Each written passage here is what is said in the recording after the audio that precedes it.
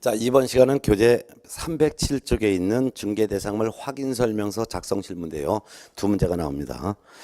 근데 이 중개대상물 확인설명서 작성 실무는 그 중개대상물의 종류가 종류가 있는데 그 네 종류의 어떤 내용을 어떻게 기재하는지 이와 같은 내용이 해마다 두 문제가 나오는데 그 암기하고 있어야지만 문제를 풀 수 있습니다. 한번 정리해 드릴게요. 307페이지에 나와 있는 문제인데 중개대상물, 즉 토지, 건물, 임목, 공장재단, 광업재단에 대해서 중개를 완성시켰을 때 이 물건을 확인해서 매수인에게 설명한 내용을 서면으로 작성해서 교부를 해야 되는데 이 중개대상물의 확인설명서가 표준서식이 있습니다. 표준서식이 있고 이 표준서식에 따라서 확인해서 설명한 내용을 서면으로 작성해야죠. 이 설명서는 확인설명서는 중개가 완성이 되었을 때 작성을 하는데 이 작성하는 내용은 매수인에게 설명한 내용을 작성하는 거예요. 설명한 내용을 기록하는 건데 이 설명은 언제 설명하냐면 중개가 완성되기 전에 설명해야죠. 그래서 중개가 완성되기 전에 설명한 내용을 중개가 완성되었을 때 작성을 한다 그 말이에요. 네. 자, 그러면 이걸 누가 설명하고 누가 작성해야 되냐? 설명이건 작성이건 전부 다가 개공이 해야 됩니다. 개공. 근데 개공의 종류는 세 종류가 있죠. 법개공, 공개공, 부개공. 근데 법개공인 경우에는 대표자가 대신 작성해야 되고 분사무소에서는 책임자가 대신 설명도 하고 책임자가 대신 작성도 해야 될 의무가 있게 되는 것이죠. 자, 그러면은 이 확인 설명서를 작성할 때 이 확인 설명서의 종류가 표준 서식에 네 종류가 있다 그랬어요. 그래서 중개한 물건이 뭐냐에 따라서 네 종류가 있는데 확인 설명서 종류는 주거용 건축물에 대한 확인 설명서가 있고 그게 첫 번째입니다. 두 번째는 비주거용 건축물 확인 설명서가 있으며 세 번째는 토지 확인 설명서가 있고 네 번째는 임목 광업재단 공장재단에 대한 확인 설명서가 이렇게 네 종류로 나눠져 있습니다. 주거용 건축물 확인 설명서 하면 주거용 건물 즉 주택에 대한 중개를 완성시켰을 때 매수인 임차인에게 설명한 내용을 기록하는 서면인데요. 주거용 건축물 확인 설명서에는 총 13가지 종류의 내용을 기록하고 비주거용 건축물 예를 들면 공장이나 또는 상가 등에 대한 매매, 교환, 임대차 등을 중개 완성했을 때 매수인, 임차인 등에게 설명한 내용을 기록하는데 총 11가지 내용을 기록하며 토지 중개대상물 확인 설명서는 임야나 등과 또 농지에 대한 중개를 완성시켜줬을 때 매수인, 임차인에게 설명한 내용을 기록하는데 총 9가지 내용을 기록합니다. 임목, 광업재단, 공장재단은 동일 서식으로 되어 있는데 임목, 광업재단, 공장재단에 대한 매수인 또는 저당권을 취득하려는 사람에게 설명한 내용이 되겠고 총 8가지 내용을 기록하도록 되어 있습니다. 이 13가지, 11가지, 9가지, 8가지 내용을 기록할 때 확인 설명서는 총 3가지로 구분해서 기록합니다. 3가지로 구분해서 기록하는데 그 첫 번째가 바로 개공의 기본 확인 사항으로 기록하는 기본 확인 사항으로 기재하는 내용이 있는데 개공의 기본 확인 사항은 조사가 쉽기 때문에 개공이 직접 확인해서 설명한 내용을 기록하도록 되어 있고 개공의 세부 확인 사항이 있습니다.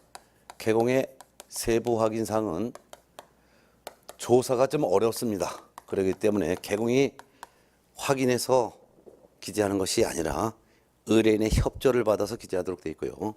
그 다음에 중개, 보수 등에 관한 사항으로 기록합니다. 그래서 개공의 기본 확인 사항으로 기록하는 내용, 개공의 세부 확인 사항으로 기록하는 내용, 보수 등에 관한 내용 이렇게 3가지로 구분해서 기록합니다. 그중에서 주거용 건축물 확인 설명서에 총 13가지를 기록할 때 개공의 기본 확인 사항은 조사가 쉽기 때문에 개공이 직접 확인해서 기록하는데 총 13가지 내용 중에서 8가지를 기본 확인 사항에 기록합니다. 첫 번째가 대상 물건의 표시가 되겠습니다. 즉 토지 건물에 대한 소재지, 지번, 지목, 면적 등을 기록합니다. 특히 새로 이번에 7월 30일자로 새로 신설된 규정이 하나 있습니다. 대상 물건의 표시란에 기록할 때 만일 건물이라면 분필이 노란 게 저쪽에 있네요. 예. 그래서 건물이라면 대상 물건 표시란에 건축물이라면 이때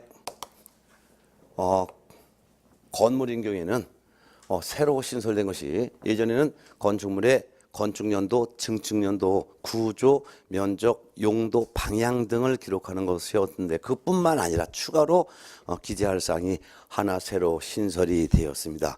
그것이 바로 건물의 내진 설계가 적용되는지 여부를 기록하고 내진 설계가 적용되는 건물인지 이거를 기재한다.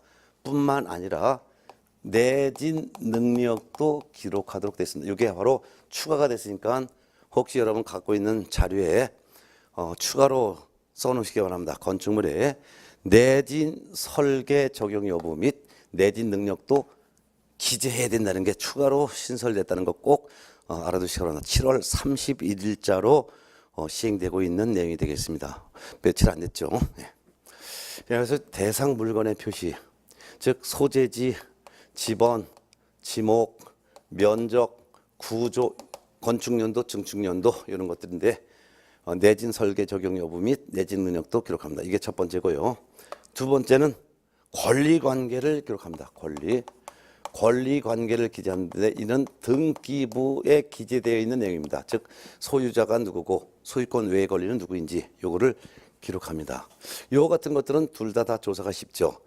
이 물건의 소재지, 면적 등 대상 물건의 표시는 개공이 토지대장 등본, 건축물 대장 등본을 직접 확인해서 적고 권리관계 등기부 기재사항은 이거는 개공이 직접 등기사항 증명서를 직접 확인해서 적습니다. 세 번째는 토지 이용 계획 및 공법상 거래 규제 및 이용 제한에 관한 사항을 적는데요.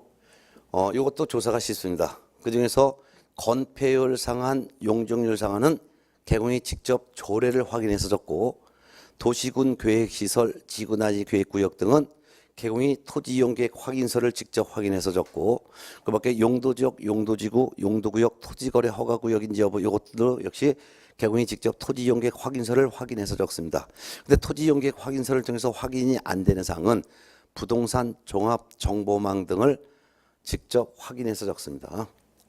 네 번째는 입지 조건을 기재하는데 입지 조건에는 5가지 사항을 기재합니다.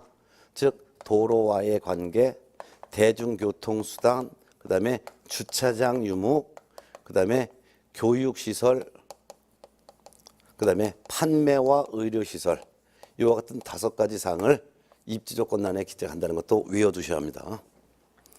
그 다음에 이제 5번째는 관리에 관한 사항을 기록하죠. 관리에 관한 사항.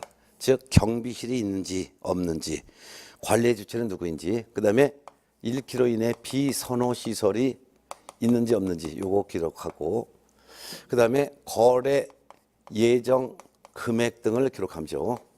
중개 완성되기 전에 거래 예정 금액 등을 기록합니다. 그 다음에 취득함에 따라 부담할 조세의 종류와 세율을 기록하는데 지방세법 내용을 개공이 직접 확인해서 적고 취득 관련 조세를 적을 때 취득세, 농어촌 특별세, 지방교육세의 각각의 세율을 적습니다. 특히 재산세는 6월 1일 기준으로 6월 1일 현재 해당 부동산의 소유자가 재산세를 납부해야 될 것입니다.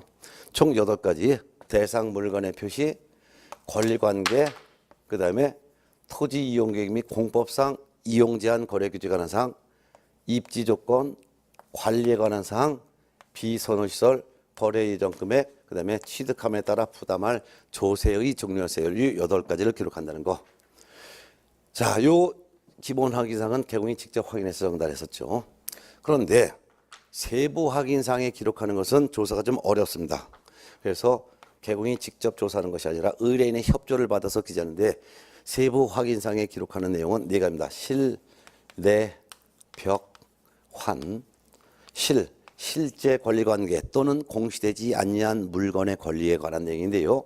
즉 미등기 유치권자가 있는지, 그럼 유치권자의 공사대금이 얼마인지, 정원수 정원석을 팔지 안 팔지 이런 내용들인데요. 이런 것들은 매도인이 개공에게 고지한 사항을 적습니다. 내벽환 세 가지가 있는데요. 내부 외부 시설물의 상태입니다. 내부 외부 시설물 상태하면 수도, 전기, 가스, 소방, 난방 방식, 연료 공급, 승강기, 배수 그 밖의 시설물인데요. 그중에서 소방에 대해서 기재할 때는요. 과거에는 소화전이 있는지 없는지, 소화전이 있다면 몇 개 있는지 이런 걸 기록했는데 이게 개정돼 가지고 소방에서는 아파트를 제외한 일반 주택의 경우에는 자동 경보형 감지기가 있는지, 있다면 몇 개가 있는지 이런 것을 소방시설에 대해서 기재합니다. 이것도 올해부터 신설된 사항이니까 꼭 알아두셔야 합니다. 그렇지만 아파트인 경우에는 자동 경보형 감지기가 당연히 되어 있기 때문에 자동 경보형 감지기의 유무 요거는 기재하지 않고 아파트를 제외한 일반 주택에 대해서만 기재합니다. 그 다음에 벽은 벽면 도배 상태, 그 다음에 환경 조건은 일조, 소음, 진동에 관련된 내용을 기록합니다.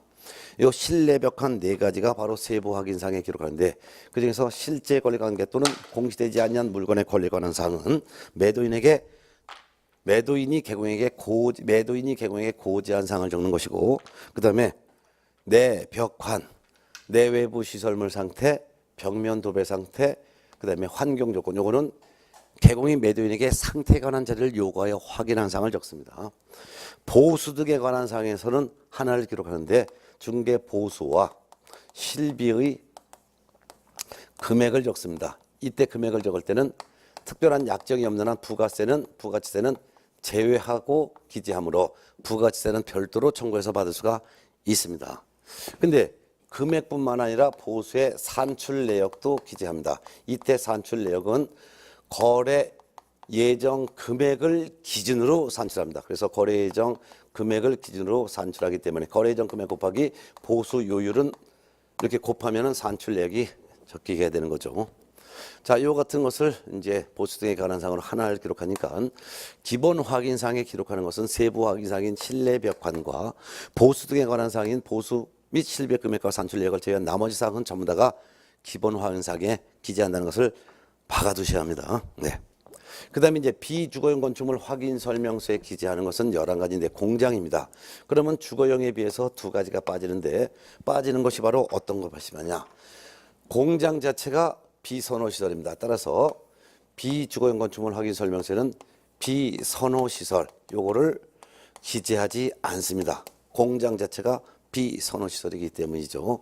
그 다음에 한 가지 또 빠지는 것이 바로 세부 확인 사항 중에서 환경 조건 요거를 기재하지 않습니다. 그래서 환경 조건도 비주거용 건축물 확인 설명서에는 기재하지 않습니다. 그러면 나머지는 다 기재합니다. 따라서 비주거용 건축물 확인 설명서도 기본 확인 사항에 기재하는 거, 세부 확인 사항에 기재하는 거, 보수 등에 관한 사항을 기재하는데 단지 주거용에 비해서 2가지가 빠진다는 걸 꼭 기억해 두시고, 특히 비주거용 건축물 확인 설명서에도 입지 조건을 기록하는 건 맞습니다. 그런데 이 입적 조건 중에서 공장 건물에는 도로와의 관계, 대중교통수단, 주차장까지는 기록합니다. 그렇지만 교육시설, 그 다음에 판매의료시설 요거는 비주거용 건축물 확인 설명서에 기재하지 않습니다. 그 이유가 공장 옆에 교육시설이 있을 리가 없고 백화점, 대학병원이 있을 리가 없기 때문이라는 거. 그 다음에 공장 건물에도 내외부 시설물 상태, 실내 벽환 중에서 실내 벽을 기록하는 게 원칙입니다. 그죠? 환경 조건은 기록하지 않는다 그랬죠. 근데 주거용 건축물 확인 설명서는 벽면뿐만 아니라 도배 상태도 기재합니다. 그렇지만 비주거용 건축물 확인 설명서는 벽면 상태는 기재하지만 도배에 관해서는 기재하지 않습니다. 왜냐하면 공장에 도배하는 사람이 없기 때문이죠. 오늘 날씨가 습져서 그런지 분필이 살짝 돼도 막 부러지네요. 예. 자, 이렇게 보시고요. 그 다음에 토지 중개 대상물 확인 설명서. 토지 확인 설명서도 9가지를 기록하는데 기본 확인사항, 세부 확인사항, 보수 등에 관한 사항으로 기록합니다. 그런데 주거용에 비해서 4가지가 빠집니다. 4가지가 빠지는 것이 토지하면 임야농지예요. 그런데 주거용 건축물 확인 설명서 네 가지 빠진 중에서 바로 요 관리에 관한 사항을 기록하지 않습니다. 왜냐면 공여지 토지 임야농지에 관리에 관한 사항, 즉 경비실이 있을 리가 없고 그렇기 때문에 관리에 관한 사항은 기재하지 않습니다. 그 다음에 세부 확인상에 기록하는 것 중에서 내벽한 요 세 가지는 기록하지 않습니다. 그래서 내외부 시설물 상태 기재하지 않는다. 벽면 도배 상태도 기재하지 않는다. 환경 조건 기재하지 않습니다. 네 가지가 주거용에 비해서 차이가 납니다.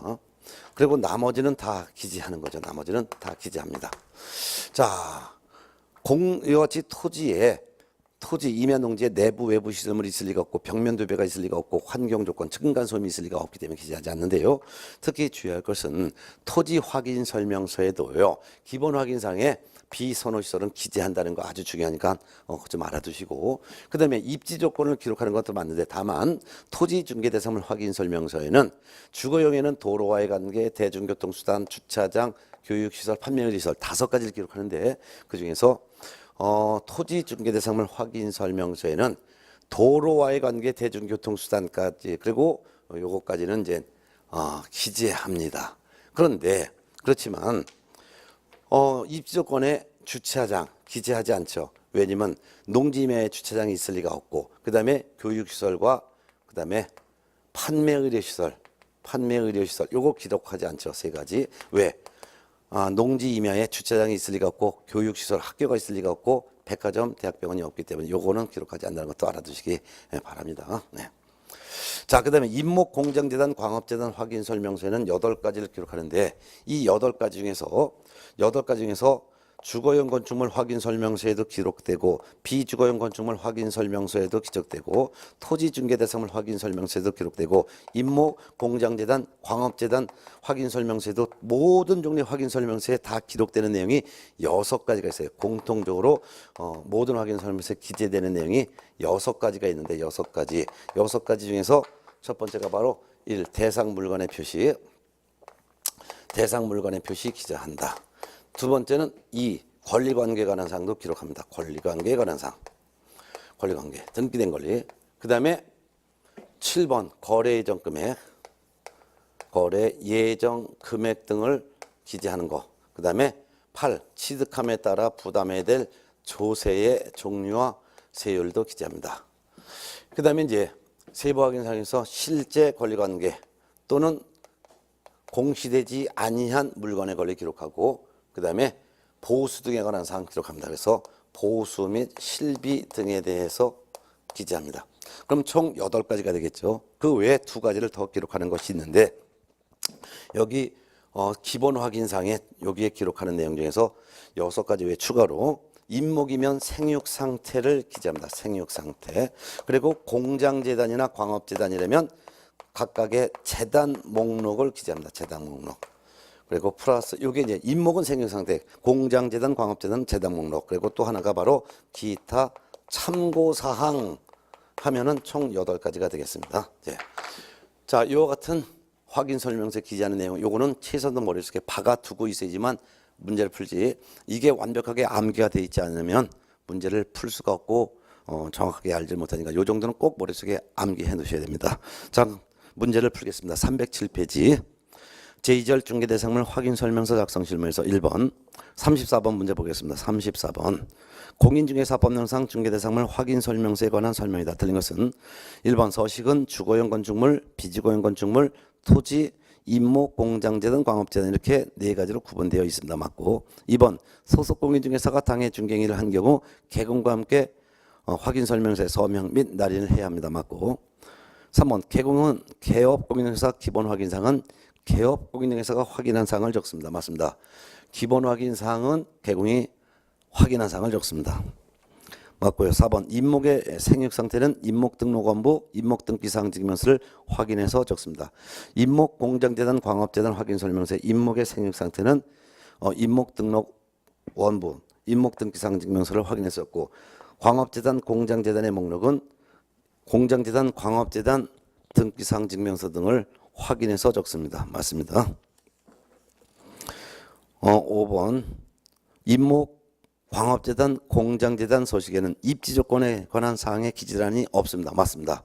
입지 조건에 관한 사항은 주거용, 비주거용 토지 확인 설명서는 있지만 임목, 공장재단, 광업재단 확인 설명서는 대상 물건의 표시, 권리관계, 거래 이전 금액, 취득조세, 실제 권리관계, 수수, 주고수, 생육상태 재단 목록, 기타 참고사항 이것만 기록되어 있지 입지 조건 등은 임목, 광업재단, 공장재단 확인 설명서의 기재란이 없습니다. 정답은 틀린 게 없습니다. 그래서 전부 다 옳은 집이 되겠습니다. 그래서 34번엔 틀린 게 없습니다. 그래서 답은 없다.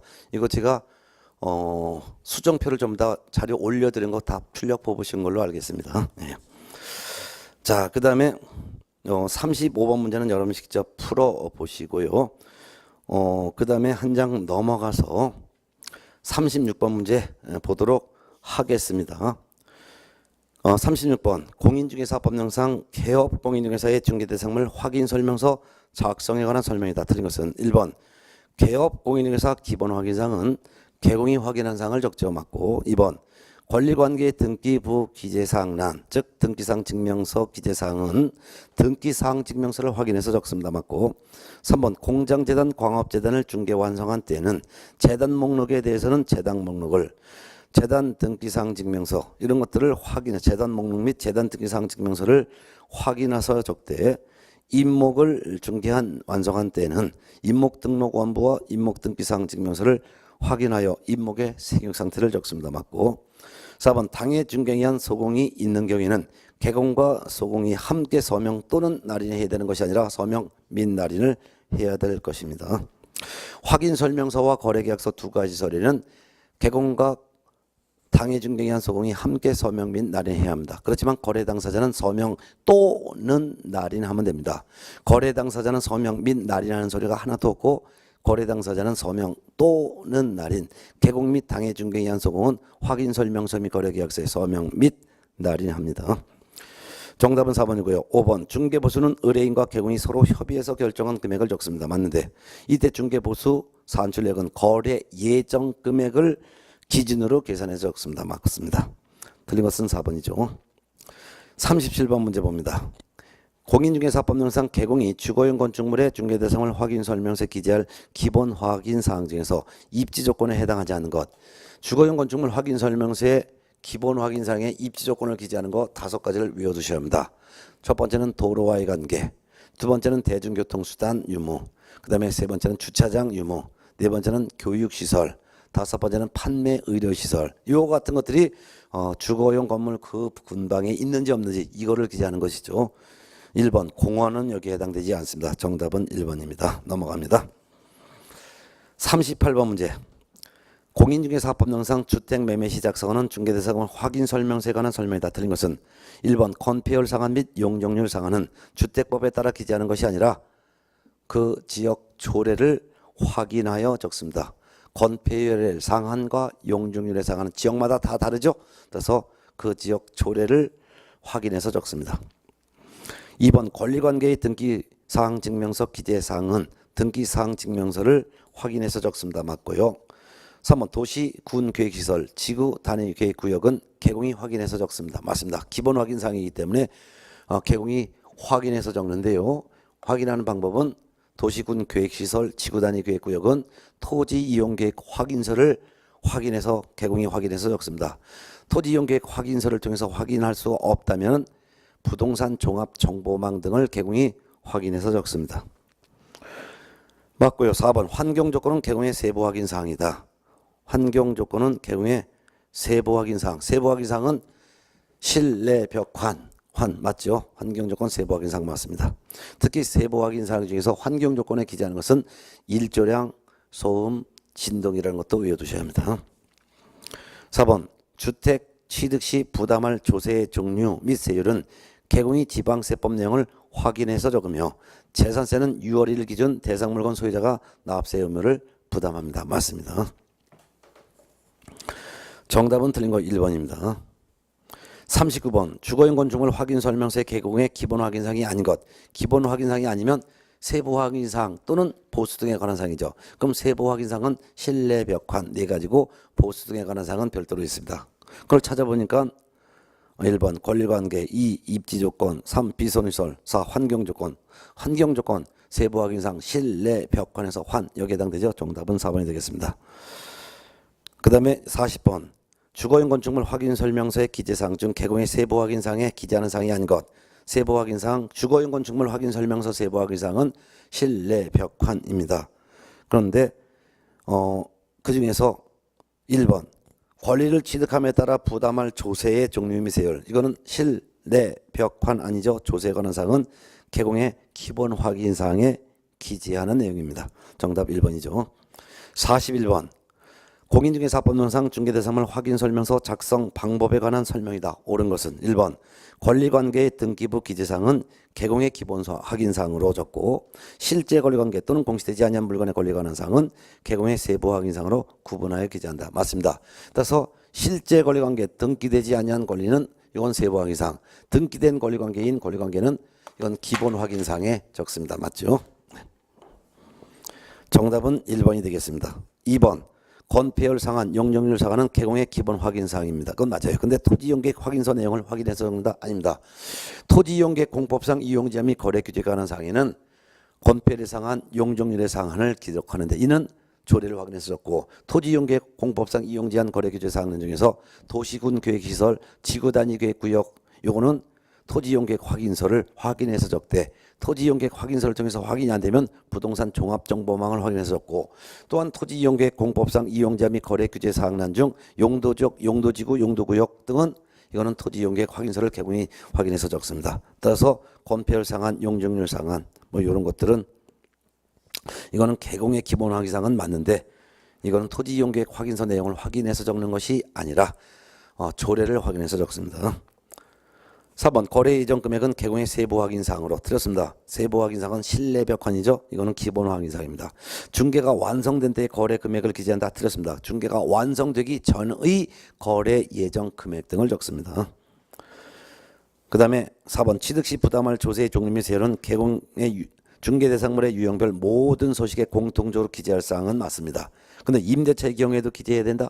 임차인은 취득세를 내지 않습니다. 따라서 임대차의 경우에는 취득함에 따라 부담할 조세의 종류 및 세율은 기재하지 않습니다. 그럼 모든 종류의 확인 설명서에 기재하는 건 8가지. 물, 권, 거, 세, 실, 수, 총 6가지가 됩니다. 물, 권, 거, 세, 실, 수 외워두셨죠? 물, 대상 물건의 표시, 권, 권리관계, 거, 거래 예정 금액 등 세, 취득 관련 요세, 그 다음에 실제 권리관계 또는 공시되지 아니한 물건의 권리, 수, 중개 보수 실비. 요 6가지는 모든 종류의 확인 설명서에 다 기재합니다. 그런데 취득함에 따라 부담할 조세의 종류 및 세율은 임대차의 경우에는 기재하지 않습니다. 기재하지 않습니다. 그 다음에 5번 중개 보수는 법령으로 정한 요율 한도에서 의뢰인과 개공이 서로 협의해서 결정하며 여기까지 맞습니다. 근데 중개 보수에는 부가치세가 포함된 것으로 본다? 포함되지 않은 것으로 봅니다. 부가치세가 포함되는 것으로 보는 것은 부동산 거래 신고에서 입주권 분양권 거래의 경우에 거래 가격을 기재할 때 입주권 분양권은 부가치세가 포함된 것으로 포함을 하여 부동산 거래 신고합니다. 그렇지만 부동산 거래 신고할 때 토지 건물인 경우에는 부가치세를 제외한 금액을 신고합니다. 그래서 부동산 거래 신고에서도 입주권 분양권에 대한 거래만 부가치세를 포함한 금액을 신고하고 토지 건물에 대해서 부동산 거래 신고할 때는 부가치세를 제외한 금액을 적습니다.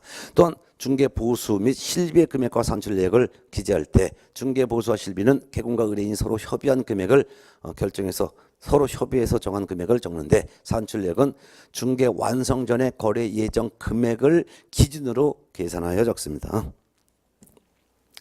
그리고 부가치세는 제외한 것으로 봅니다. 포함이 아니라 제외한 것으로 본다. 정답은 1번이 되겠습니다.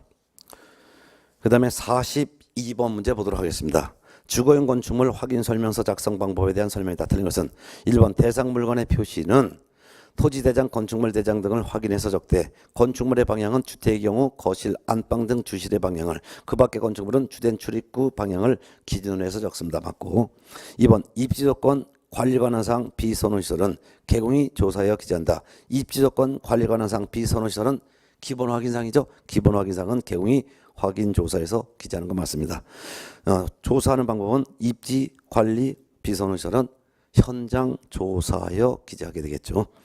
4번 토지이용계획 공법상 이용 제한 및 거래 규제 관한 사항의 건폐율 상한 및 용적률 사항은 토지이용계획 확인서의 내용을 확인해서 적는다. 아닙니다. 이건 조례를 확인해서 적습니다. 뒷집문 봅니다. 이 경우 임대차의 경우에는 기재를 생략할 수 있습니다. 맞아요.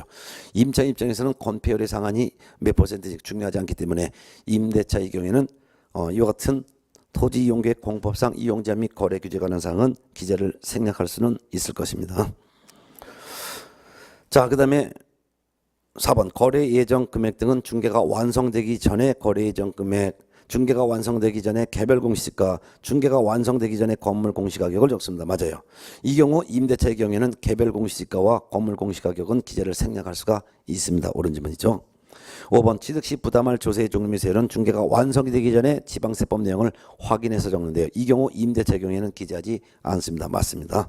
틀린 거 답 3번이었습니다. 43번 문제 봅니다. 주거용 건축물 중개대상물 확인 설명서 작성 방법과 관련된 기술 중 옳지 않은 것은 1번 실제 권리관계 또는 공시되지 않은 물건의 권리에 관한 사항은 등기사항 증명서 등 관련 공부를 확인해서 적는다. 이건 등기되지 않은 권리입니다. 그래서 등기부를 확인해서 적는 것이 아니라 매도인이 고지한 사항을 적습니다. 즉 이 부동산의 유치권자의 공사대금은 얼마입니다 라고 고지하거나 정원수 정원석은 안 팔겠습니다 라고 고지한 사항을 적는 것입니다. 2번 임대차 계약이 있는 경우 임대보증금 월 단위 차임액 계약기간 장기 수선 중단금 처리 내용을 확인해서 적습니다. 맞습니다. 3번 질문 근저당이 설정된 경우에는 채권 최고액을 확인해서 적습니다. 맞고 4번 내외부 시설물 상태, 벽면 도배 상태, 환경 조건, 내벽환 세 가지는 개공이 매도인 임대인에게 자료를 요구하여 확인한 사항을 적습니다. 맞습니다. 세부 확인 사항 실내 벽환 중에서 실제 권리관계 또는 공시되지 않은 물건의 권리는 매도인이 개공에게 고지한 사항을 적고 내벽환 세 가지는 개공이 매도인에게 자료를 요구하여 확인하여 적습니다. 5번 중개보수는 개공과 의뢰인이 협의하여 결정한 금액을 기재하되 중개보수 산출액은 거래 예정 금액을 기준해서 적습니다. 맞습니다. 틀린 거 1번이죠. 그 다음에 44번 문제에서는 틀린 것만 보겠습니다. 44번 주거용 건축물 확인 설명서 작성에 대한 설명 중 틀린 것은 4번인데요. 임대차의 경우에도 토지 이용계획 공법상 이용자 및 거래 규제가 관한 사항을 기재해야 된다. 임대차의 경우에는 기재를 생략할 수 있습니다. 예. 44번 문제 넘어가서 45번 문제 보도록 하겠습니다. 주거용 건축물 확인 설명서 작성에 대한 내용 중 틀린 것은 1번 관리에 관한 사항에는 경비실의 유무와 관리의 주체를 기재합니다. 이거는 개공의 기본 확인 사항에 적는 거죠. 그리고 직접 확인해서 현장 확인해서 적습니다. 맞고요. 2번 비선호시설에 관한 사항에는 1km 이내에 존재하는 묘지, 장례식장 등 비선호시설에 대해서 기재한다. 맞습니다. 이건 기본 확인사항으로서 개공이 현장 확인해서 적어야 되겠죠. 맞고 3번 거래 예정 금액 등에 관한 사항에는 거래 예정 금액, 개별 공시지가, 건물 공시지가를 기재한다. 맞습니다. 다만 이 경우에 임대차의 경우에는 개별 공시지가와 건물 공시지가 두 가지는 기재를 생략할 수도 있습니다. 맞고요. 4번 임대차의 경우에도 취득함에 따라 부담할 조세 종류 및 세율에 관한 사항을 기재한다. 기재하지 않습니다. 임대차의 경우에는 기재하지 않습니다. 이 경우 재산세는 6월 1일 기준 대상 물건 소유자가 납세 의무를 부담하는 건 맞지만 그렇지만 임대차의 경우에는 조세 관련된 사항은 기재하지 않는다. 왜? 임차인은 취득세를 낼 리가 없으니까. 취득세는 소유권 취득할 때만 취득세를 부담합니다. 틀린 거 답 4번. 5번 실제 권리관계 또는 공시되지 아니한 물건의 권리에 관한 사항에는 등기되지 아니한 권리, 즉 유치권자가 공사대금 얼마 받으려고 주장하는 게 있다. 법정 사건에 부담을 받는다. 뭐 이런 것들. 및 정원수, 토지에 대한 부착된 조각물 등 소유권의 기속에 대하여 매도 의뢰인이 고지한 사항을 기재하는 거죠. 맞죠? 매도인이 진짜 소유자가 별도로 있다. 또는 유치권자의 공사대금 얼마에 달라고 주장하고 있다. 정원수 요거 안 팔겠다. 토지에 부착된 조각물 중에서 뭐 정원석 이런 거는 매도인이 안 팔겠다. 이렇게 고지한 사항을 기재한다. 맞습니다. 드린 거 답 4번이죠. 46번 개공이 주거용 건축물의 중개대상물 확인 설명서를 작성하는 경우 매도인으로부터 자료를 요구하여 기재할 수 있는 사항이 아닌 것. 매도인에게 자료를 요구하여 기재하는 것은 내, 벽, 환, 내부 외부 시설물 상태, 벽면 상태, 도배 상태, 환 일조량, 소음, 진동에 관련된 환경 조건입니다. 결국 5번을 보면 비선호시설. 이거는 내벽화는 아닙니다. 이거는 세부 확인사항입니다. 그래서 비선호시설, 즉 근방에 공동묘지, 장시장이 있는지 이거는 기본 확인사항인데, 이거를 공동묘지가 근처에 있는지, 묘지가 있는지, 장시장이 있는지 이거를 자리를 요구하여 적는 게 아니죠. 정답은 1번이 되겠습니다. 그 다음에 47번 문제. 47번 문제부터는 비주거용 건축물 확인 설명서에 대한 내용이 되겠습니다. 47번 비주거용 건축물의 중개대상물 확인 설명서에 기재하는 내용에 관한 설명 중 틀린 것은 1번 환경조건 기재하지 않는다. 비주거용 건축물 하면 공장 자체가 나쁜 환경. 따라서 소음 그런 거 당연히 공장은 소음 투성입니다. 따라서 환경조건 기재하지 않는 거 맞습니다. 2번 벽면 상태는 기재합니다. 그렇지만 공장에 도배하는 사람이 없기 때문에 도배 상태는 기재하지 않습니다. 맞고요.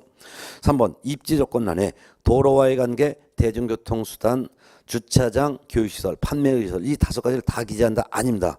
비주거용 건축물 확인 설명서도 입지 조건은 있습니다. 입지 조건란에 기재하는 것은 5가지 중에서 이 공장 근처에 도로가 있는지, 도로의 관계, 대중교통수단으로서 버스가 다니는지, 그 다음에 주차장이 있는지 요거 3가지만 기재합니다. 따라서 공장 옆에 교육시설로서 초, 중고등학교가 있을 리가 없고, 공장 옆에 판매시설로서 백화점, 의료시설로서 대학병원이 있을 리가 없으므로 교육시설, 판매의료시설 요거는 기재하지 않습니다. 틀린 거 답 3번이 되겠습니다. 4번 비주거용 건축물 확인 설명서에 비선호시설 기재하지 않습니다. 맞습니다. 공장 자체가 비선호시설이기 때문입니다. 5번 임대차 계약이 있는 경우 임대보증금, 원자인 차림에 그 다음에 계약기간, 장기수선 중단금 처리된 도 확인해서 적습니다. 맞고, 이때 장기수선 중 중단금 처리 내역은 보통 아파트 경우에 있죠. 근데 공장도 아파트형 공장이 있습니다. 그래서 간혹 가다 보면 서울 같은 경우에도 구로 지역에도 아파트형 공장이 있고, 뭐 경기도 지역에서도 경기도 백석동 인근 지역에는 아파트형 오피스텔처럼 아파트형 공장이 있습니다. 이런 경우에 그 장기수선 충당금 요것도 내기 때문에 그것도 장기수선 충당금의 처리 내용도 기재하는 거 맞습니다. 자, 48번 문제 봅니다. 비주거용 건축물 중개대상물 확인 설명서 작성 시 개공의 세부 확인 사항이 아닌 것. 비주거용 건축물 확인 설명은 주거용에 비해서 2가지가 빠지고 기재하지 않는 것이 바로 비선호시설과 환경 조건을 기록하지 않습니다. 그러면 비주거용 건축물 확인 설명서도 기본 확인사항, 세부 확인사항, 보수 등에 관한 사항을 기록하는데, 세부 확인사항에는 실내벽 3가지만 기록합니다. 실내벽. 네. 근데 48번 비주거용 건축물 확인 설명서 작성할 때 세부 확인사항이 아닌 것. 그래서 실내벽이 아닌 것을 찾아봐라 그럽니다. 1번 벽면의 균열 여부. 이거 있죠. 실내벽에서 벽 해당되고, 이 승강기 유무 이거는 실내벽에서 내부 외부 시설물 상태입니다. 내부 외부 시설물 상태는 수도, 전기, 가스, 소방, 난방 방식, 연료 공급, 승강기, 배수 그 밖의 시설물이기 때문에 승강기 유무 이거는 내 외부 시설물 상태이기 때문에 세부 확인사항 맞습니다. 내벽관에서 네. 그 다음에 3번 주차장 유무 이거는 입지 조건입니다. 주차장이 있는지 없는지 이거는 입지 조건. 입지 조건은 기본 확인사항에 적습니다. 틀린 것은 답 3번이 되겠습니다. 4번 비상벨 유무 요거는 내외부 시설물 상태의 그 밖의 사항입니다. 수도, 내외부 시설물 상태, 수도, 전기, 가스, 소방, 난방 방식, 연료 공급, 승강기, 배수 그 밖의 시설물입니다. 그 밖의 시설물 상태에 비상벨이 있으면 비상벨. 그 다음에 공장 같은 경우 공장 용수가 어느 정도인지 공장 용수에 대한 공장 용수 뭐 같은 내역들도 기록합니다. 그 다음에 5번 가스 치사형 공급 방식 이거 내외부 시설물 상태죠. 수도, 전기, 가스. 예. 정답은 3번이 되겠습니다. 49번 문제는 이제 토지 중개 대상물 확인 설명서가 됩니다. 이번에는 토지가 되겠습니다. 토지하면 임야한 농지를 연상하고 그것도 기본 확인사항, 세부 확인사항, 보수 등에 관한 사항으로 기록하는데, 주거용 건축물에 비해서 4가지가 빠지는데 기본 확인사항 중에서도 관리에 관한 사항, 즉 경비실의 유무, 관리주체 이거 기록하지 않고, 세부 확인사항 중에서 내벽관, 내외부 시설물 상태, 벽면 도배 상태, 환경 조건 요거는 기록하지 않는다. 입지 조건을 기록할 때 있어서 토지 농지 옆에 도로가 있는지, 대중교통으로서 농지 근처에 도로가 있고 또는 대중교통으로서 버스가 다니지 요거까지는 기록하지만 임야 농지에 주차장이 있는지 없는지 이거 기록하지 않고 교육시설, 판매의료시설 기록하지 않는다는 거. 특히 토지 확인 설명서에는 비선호시설도 기재하는데 농지 옆에 공동묘지가 있으면 농지 가격 떨어지기 때문에 비선호시설을 기재한다는 거, 이런 거를 좀 주의해서 알아보시면 됩니다. 그럼 49번 문제 보겠습니다. 토지 매매 경우 중개대상물 확인 설명서 서식의 개공의 기본 확인사항에 해당하지 않는 것. 기본 확인사항에 해당하지 않는 것은 결국은 세부 확인사항과 중개 보수에 관한 사항을 찾아라, 그 말이죠. 그게 바로 2번입니다. 실제 권리관계 또는 공시되지 아니한 물건의 권리. 요거는 세부 확인사항이 되겠습니다. 정답은 1번.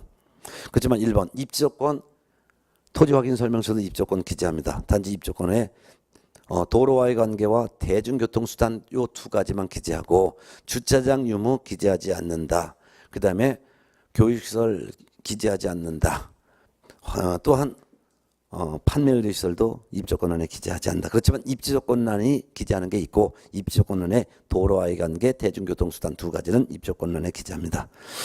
정답은 2번이고 3번 거래 예정 금액도 기재해야 되고 4번 취득시 부담할 조세 종류 세율 기록하고 5번 비선호시설 즉 농지 임야 근처에 공동묘지가 있는지 이것도 기록합니다. 정답은 2번. 50번 공인중개사법령상 개공이 토지의 중개대상물 확인 설명서에 기재해야 될 사항에 해당하는 것을 모두 고른 것. 자, 기재하지 않는 것은 주거용에 비해서 네 가지가 빠지죠. 일단 토지하면 농지 임야니까 관리에 관한 사항 기록하지 않고, 그 다음에 세부 확인상에서 내벽환 기재하지 않는 거니까 찾아보면 됩니다. 그럼 50번 확인 설명서, 토지 확인 설명 기재해야 하는 사항을 찾습니다. 비선호시설 유무 기재합니다. 농지 임야 옆에 공동묘지가 있다면 있다, 그런 거 기재하죠. 그 다음에 일조량 등 환경조건, 내벽환 요거 기록하지 않죠. 그 다음에 관리 주체에 관한 사항, 농지 임야의 경비실, 관리 주체 이런 거, 관리 주체라는 것은 관리에 관한 사항인데 경비실이 있는지, 관리를 누가 하는지 이런 거는 기재하지 않습니다. 왜? 경비실이 있을 리가 없으니까요. 그러니까 관리 주체라는 것 자체가 있을 리가 없죠. 네 번째 공법상 이용자 및 거래 규제에 관한 사항은 기재합니다. 그 다음에 다섯 번째 접근성 등 입지 조건 이거 기재합니다. 그럼 결국 세 개가 되겠죠. 비선호시설 유무, 공법상 이용자 및 거래 규제에 관한 사항, 접근성 등 입지 조건 세 개. 정답은 3번이 되겠습니다. 자, 그 다음에 51번 토지중개대상물 확인 설명서에 기재하는 내용에 관한 설명 중 틀린 것은 1번 대상 물건의 표시, 건축물에 관한 사항은 기재하지 않는다. 맞죠? 토지에는 건축물이 있을 리가 없기 때문에 대상 물건의 표시하는 토지에 대해서만 기재하지 건축물에 대한 내용은 농지 임야에 건축물은 없으니까 건물에 대한 사항은 기재하지 않습니다. 맞습니다. 2번 관리에 관한 사항, 내외부 시설면 상태, 벽면 도배 상태 기재하지 않는 것도 맞습니다. 3번 입지조건란에 도로와의 관계, 대중교통수단 요거 두 가지는 기재하지만 주차장, 교육시설, 판매시설은 기재하지 않죠. 맞고 4번 환경조건 기재하지 않는다. 환경조건은 층간소음을 말하는데 토지에 층간소음이 있을 리가 없기 때문이죠. 5번 비선호시설 기재하지 않는다. 기재합니다. 토지 근처에 공동묘지가 있는지 기재합니다. 정답 5번. 52번 문제 중개대상물의 종류와 상관없이 모든 중개대상물 확인 설명서에 공통적으로 기재하는 사항으로만 묶은 것 6가지죠. 물권, 거세, 실수 이게 외워져 있어야 합니다. 격번 거래 예정 금액 물권, 거세, 실수에서 거 해당됩니다. 네번 토지 이용계 공법상 이용제 및 거래 규제에 관한 사항은 해당하지 않습니다. 디귿번 실제 거래 관계 또는 공시되지 않은 물건의 권리 물권, 거세, 실수에서 실 해당합니다. 1번 취득시 부담할 조세의 종류 및 세율 물권, 거세, 세 바로 조세 기재합니다. 그 다음 미음은 환경조건 기재하지 않습니다. 결국 모든 종류의 확인 설명서에 공통적으로 기재하는 사항으로만 묶은 것은 기억, 거래 예정 금액, 디귿 실제 권리 관계 또는 공시되지 않은 물건의 권리 1번 취득시 부담할 조세의 종류 세율 기억, 디귿, 리을 세 개가 되겠고 답은 2번이 되겠습니다. 자, 여기까지가 중개대상물 확인 설명서 작성인데요. 중개가 완성됐을 때 중개대상물 확인 설명서를 작성했으면 개공과 물론 법인은 대표자, 분사무선 책임자와 당의 중개행위한 소공이 함께 서명 및 날인을 하게 됩니다. 그리고 거래 당사자인 매도인과 매수인은 서명하거나 또는 날인을 하게 됩니다. 그래서 이를 거래 당사자인 매도인 매수인에게 교부를 합니다. 이때 확인 설명서를 교부할 때는 업무 보증 설정하였음을 증명할 수 있는 서류를 같이 교부하게 되죠. 같이 교부하는 거예요. 그리고 개공은 확인 설명서, 이 확인 설명서는 별도로 그 사본을 3년간 보존을 해야 될 의무가 있습니다. 그렇지만 보증 설정 증명서 이거는 보존 의무가 없습니다. 왜? 보증 기간이 다 알고 있기 때문이라는 거죠. 자, 그러면 확인 설명서를 작성해서 교부했으면 그 다음에 작성할 서류가 바로 거래 계약서를 작성해서 교부를 하는 거죠. 거래 계약서를 작성해서 교부하는데요. 그 거래 계약서 작성이 바로 318페이지부터 있습니다. 318페이지 중에서 1번 문제 한번 확인해 보겠습니다. 거래 계약 체결 시 확인해야 할 사항에 대한 판례 태도가 아닌 것은 몇 개인가? 기억번 인감 도장과 일치 않은 인감 증명서가 첨부되어 있더라도 본인에게 대리권 수요 여부를 확인하지 않았다면 개공에게 책임을 물을 수가 있다? 없습니다. 인감 증명서는 공신력이 있기 때문에 인감 도장과 일치되는 인감 증명서가 첨부되어 있다면은 이때는 대리권 수요 여부를 확인해 볼 의무가 없습니다. 그래서 인감 도장과 일치하는 인감 증명서가 첨부되어 있다면은 이때는 본인에게 대리권 수요 여부를 확인하지 않아도 책임을 물을 수가 없습니다. 이때 인감 도장과 일치하는 인감 증명서가 다음에 뭘 써내면 우임장애라고 써놓으시기 바랍니다. 우임장애 이걸 좀 써놓으시기 바랍니다. 그래서 인감 도장과 일치하는 인감 증명서가 우임장애 같이 첨부되어 있다면은 본인에게 대리권 수요를 확인하지 않았어도 책임을 물을 수가 있다가 아니라 없다라고 해야 될 것입니다. 그래서 없다. 기억번 틀렸습니다.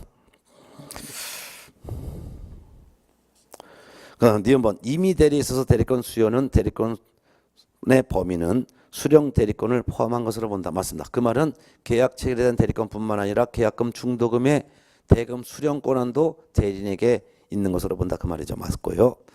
디귿번 부동산의 소유자로부터 매매 계약을 체결할 대리권을 수여받은 대리는 특별한 사정이 없는 한 그 매매 계약에서 약정한 바에 따라 중도금 잔금을 수령할 권한까지 있는 것입니다. 맞습니다. 그게 바로 대리권의 범위는 수령 대리권을 포함한 것으로 본다라는 뜻이죠. 맞고. 1번 개업 공인중개사로부터 개업 공인중개사로서 매도 의뢰인이 알지 못하는 사람인 경우 필요한 때는 등기 권리증의 소지 여부와 그 내용을 확인하고 조사해야 될 주의 의무가 있습니다. 맞습니다. 본래 개공은 부동산 소유자가 만들어지는 부동산 등기부와 주민등록증을 대조하여 확인하면 되는 거지만 다만 매도 의뢰인이 알지 못하는 사람인 경우에는 등기 권리증의 소지 여부와 그 등기 권리증도 확인 조사해 보아야 될 주의 의무가 있다는 것이 판례 입장입니다. 맞습니다.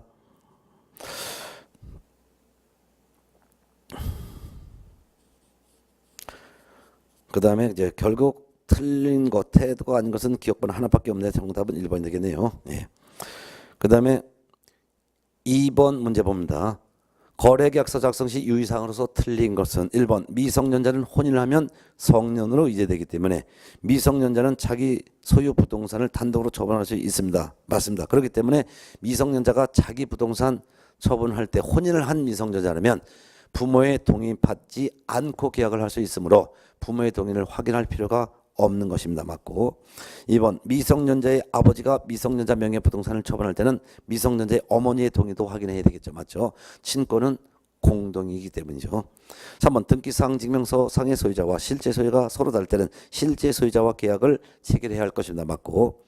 4번 부부간의 일방이 타방 명의의 부동산을 처분하는 것은 일상가사대리권의 범위에 포함된다? 포함되지 않습니다. 일상가사대리권에 포함되는 것은 생활비, 교통비, 의료비 또는 교육비 등이 해당되는 것이지 부동산의 처분에 대한 내용은 일상가사대리권에 포함되지 않습니다. 그 다음에 타방 배우자는 대리권을 수여받지 아니해도 부동산 처분 행위할 수 있다? 없습니다. 그래서 부부간의 부동산 처분은 남입니다. 그래서 본인의 위임장이 첨부된 위임장이 있어야만 대리권이 있는 것으로 보는 거죠. 그래서 타방 배우자는 대리권을 수여받지 아니한 경우에는 부동산 처분 행위를 할 수가 없습니다. 틀린 거 답 4번입니다. 5번 법인과 계약을 체결할 때는 법인의 대표자 개인의 지위에서가 아니라 법인 대표자로서의 지위에서 대표자 개인의 지위에서가 아니라 법인의 대표자로서의 지위에서 계약을 체결해야 된다 그 말이죠. 맞습니다. 정답은 4번이 되겠습니다. 그 다음에 3번 문제 보겠습니다. 거래계약서 작성과 관련하여 개공이 확인해서 설명한 내용 중 틀린 것은 1번 후견이 거래 당사자의 지위에 놓이는 경우 후견이라는 것은 피성년 후견인 또는 피한정 후견인을 대신해서 계약을 하는 사람을 법정 대리인이 되어 후견이라고 합니다. 거래 당사자 지위에 놓이는 경우 개공은 후견 감독인의 동의를 확인해야 됩니다. 맞습니다. 후견 감독인의 동의도 없이 후견이 지 맘대로 계약하게 되면은 그 피성년 후견인 또는 피한정 후견인에게 상당한 불이익이 발생할 수 있기 때문에 후견이 후견권을 행사하려면 후견 감독인의 동의가 있어야 됩니다. 맞습니다. 그렇기 때문에 개공은 후견 감독인의 동의를 확인해 보아야 될 것입니다. 2번 당해 중개 대상물인 건물에 대하여 건축업자가 취득하고 있는 유치권은 매매계약을 체결하여 소유자가 변동되더라도 공사대금 채권을 회수할 때까지 그 유치권이라는 권리는 존속하므로 매수인은 유치권자에게 대항하지 못합니다 라고 설명했다. 잘했죠. 그래서 이 부동산을 매수한 사람은 유치권자에게 공사대금을 변제할 책임을 지게 되는 것입니다. 맞죠? 3번 피성년 후견인이 후견인의 인감증명서가 첨부된 동의서를 제시하더라도 피성년 후견인과의 계약 체결을 중개해서는 안 됩니다. 맞습니다. 참고적으로 미성년자 또는 피한정 후견인은 법정 대리인의 동의가 있다면 직접 계약을 체결할 수 있습니다. 그렇지만 피성년 후견인은 법정 대리인의 동의가 있다 하더라도 계약을 체결할 수가 없습니다. 따라서 피성년 후견인의 인감증명서가 첨부된 동의서를 제시하더라도 개공은 피성년 후견인과의 계약 체결을 중개해서는 안 될 것입니다. 맞고요. 4번 상속재산은 공동소유 중에서도 공유물이 됩니다. 상속재산 거래에 있어서 공동상속인 중 한 사람이 당의 재산을 처분하고자 할 때는 상속인 전원의 동의를 받아야 한다. 맞습니다. 공유물 처분은 공유자 전원의 동의를 받아야 되기 때문이죠. 맞죠? 5번 매매계약을 체결한 후 중도금 지급을 한 다음에 매도인의 과실 없이 목적 부동산인 건물에 균열이 있는 등 물리적인 하자가 발생한 경우에는 매도인에게 담보 책임을 물을 수가 없다. 있습니다. 매도인의 담보 책임은 민법상 무과실 책임이므로 매도인과 매수인 사이에 매매계약 체결 당시 매도인의 하자 담보 책임에 대한 배제 특약이 없는 한 이와 같이 매매계약 체결한 후 중도금을 지급한 다음 매도인의 아무런 잘못 없다 하더라도 목적물이 균열 생기면 매도인이 그 하자 담보 책임을 지게 됩니다. 그렇기 때문에 매도인에게 담보 책임을 물을 수가 있습니다. 정답은 5번이 되겠죠. 정답은 5번입니다. 넘어가서 그 다음에 4번 문제는 틀린 것만 보겠습니다. 4번 개공이 매매계약서를 작성하는 경우 거래 당사를 확인하는 방법을 옳지 않은 것은 4번인데요. 4번 매도인이 미성년자인 경우 그가 혼인을 하였더라도 친권자의 동의를 확인해야 된다. 혼인한 미성년자라면 친권자의 동의 확인할 필요가 없습니다. 정답은 4번입니다. 5번 문제 보겠습니다. 부동산의 공유물 분할에 관한 설명이다. 틀린 것은 보겠습니다. 1번 공유물 분할은 공유자 각자의 청구에 의하고 그 공유물 분할 청구로 공유물 분할의 법률 효과가 발생하게 됩니다. 맞습니다. 2번 등기된 분할 금지 특약은 채권적 효력을 가질 뿐이므로 지분권의 승계에는 효력이 미치지 않는다. 들었습니다. 이거 채권적 효력밖에 없는 건 맞습니다. 왜냐면 등기된 분할 금지 특약도 채권적 효력밖에 없는 건 맞지만 등기를 통해서 제3자에게 공시됐기 때문에 등기된 경우에는 그 지분권의 승계인에게도 분할 금지 특약의 효력이 미치게 되는 것입니다. 틀린 거 답 2번이 되겠습니다. 3번 분할 청구가 있으면 공유자 전원은 그 분할 협의에 응할 의무가 있습니다. 맞고 4번 공유물 분할에서는 결국 분할 방법을 정하기 위한 것이고 상대방은 다른 공유자 전원을 대상으로 분할 청구 소송을 제기해야 될 것입니다. 맞고 5번 공유자 사이에 분할 협의가 성립되면 더 이상 공유물 분할에서는 허용되지 않습니다. 맞고 정답은 2번 되겠습니다. 그 다음에 6번 문제를 한번 보겠습니다. 중개업자 갑의 중개로 병이 을의 소유 엑스토지를 매수한 후 을에게 계약금과 중도금을 지급했습니다. 중도금까지 지급했다는 것이 포인트가 됩니다. 그 후 갑은, 중개업자 갑은, 즉 개업공인사를 말합니다. 개업공인사 갑은 을이 엑스토지를 정에게 다시 매각한 사실을 알게 되었습니다. 이 경우 개공갑의 설명으로 옳은 것을 모두 고른 것은, 여기서 보면 개공은 갑이고 매도인은 을인데 매수인이 병이라는 거예요.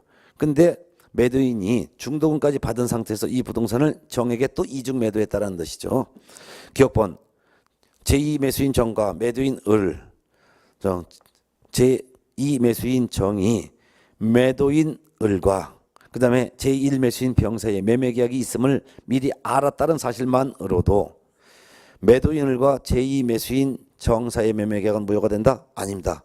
제2 매매계약이 무효가 되려면 제1 매매를 알고 있는 제2 매수인이 이러한 사실을 알고 있음에도 불구하고 매도인에게 자기에게 팔 것을 적극 종용하여 제2 매매계약이 이루어진 경우에만 무효입니다. 이를 매도인의 배임 행위에 제2 매수인이 적극적으로 가담한 경우에만 무효가 된답니다.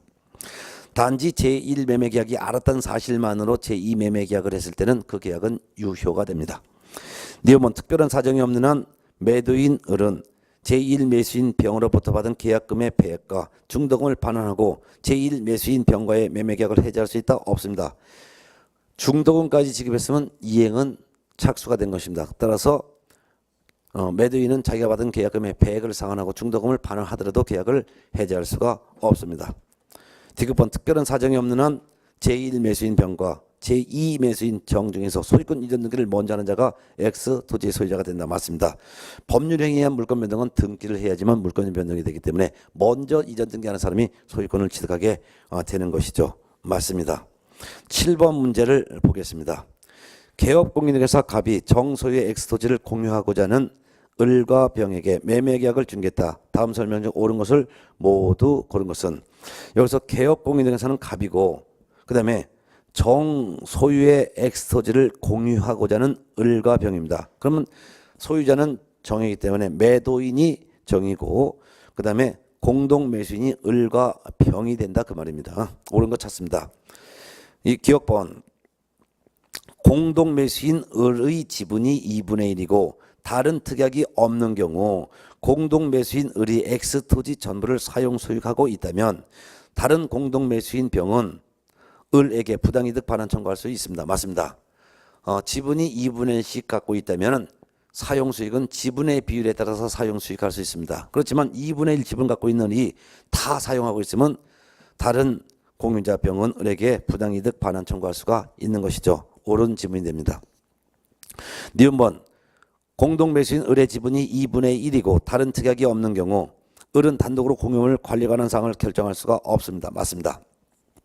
공유물의 처분, 즉 공유물의 매매, 교환, 저당은 다른 공유자 전원의 동의가 있어야 합니다. 그렇지만 공유물의 임대차 결정, 배타적 사용 결정 또는 관리 결정, 요 세 가지, 임대 결정, 그 다음에 배타적 사용 결정, 관리 결정, 요 세 가지는 지분의 과반수의 동의가 있어야 합니다. 근데 을의 지분이 2분의 1이기 때문에 다른 특약이 없는 한 을은 단독으로 공유물의 관리에 관한 사항 결정할 수도 없고 을은 단독으로 임대에 대한 결정도 할 수 없고 을은 단독으로 배타적 사용 결정도 할 수가 없는 것이죠. 맞습니다. 디귿번 을의 지분이 만일 3분의 2인 경우라면 이때는 과반수가 되겠죠. 을은 X토지의 특정된 부분을 배타적으로 사용하는 결정을 할 수가 이때는 있습니다. 왜? 지분의 과반수가 있기 때문에. 리얼번 공동매수인 을과 공동매수인 병은 X토지를 5년 내에 분할하지 않은 것을 약정할 수 있습니다. 맞습니다. 공유물은 분할하지 않은 것을 약정할 수 있는데 5년 범위 안에서 분할하지 않기로 약정했을 때 그 약정은 효력이 있습니다. 참고적으로 합유인 경우에 주의하시기 바랍니다. 합유인 경우에는 합유 지분이건 합유물이건 전원의 동의가 있어야지만 처분할 수 있고 합유물은 분할할 수가 없다는 것도 알아둬야 되겠죠. 정답은 다 맞으니까 5번이 되겠습니다.